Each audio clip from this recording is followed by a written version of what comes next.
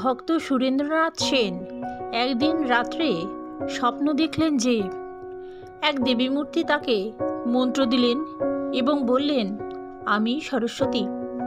মন্ত্র তিনি জপ করলেন না। এই ঘটনার 7 বছর পর তিনি শ্রী শ্রী মাকে দর্শন করতে জয়রামবাটিতে যান। শ্রীমা যখন তাকে দীক্ষা দিলেন তখন তার সেই স্বপ্নে পাওয়া মন্ত্রের কথা মনে পড়ল। বাহ্য জ্ঞানশূন্য তিনি হলেন।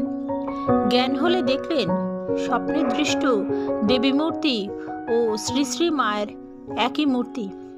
মাকে বলতে গেলেন, মা, আমি অনেক দিন আগে স্বপ্নে একটি মন্ত্র পাই। শ্রী শ্রী মা তাকে থামিয়ে দিয়ে বললেন, কেন, মিলছে না? মিলছে তো। আমাদের স্মরণে আসে শ্রীরামকৃষ্ণের বাণী, ও সরস্বতী।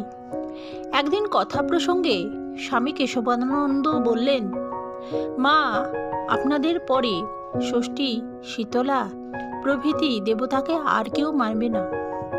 শ্রী শ্রী মা তাকে বললেন, কেন মানবে না? তারা তো সব আমারই অংশ। একবার বলরাম বসুর ভবনে দক্ষযজ্ঞ অভিনয় অনুষ্ঠানে শ্রী শ্রী মা, গোলাপ মা, যোগিন মা প্রভৃতি সকলেই উপস্থিত ছিলেন।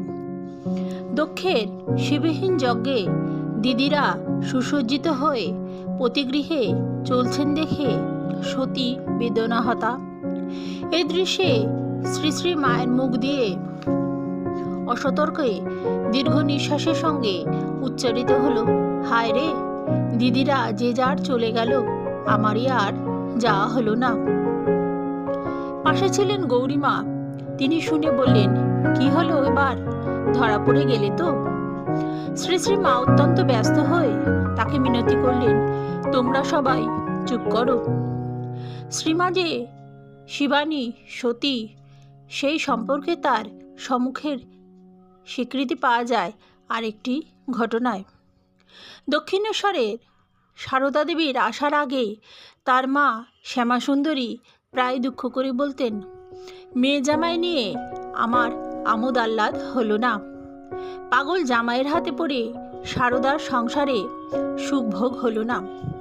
প্রতিনিন্দায় অধীরা হয়ে একদিন শান্তশীলা মা বললেন, দেখো, আমার কাছে বারবার তুমি পাগল পাগল করুনি বলে দিচ্ছি।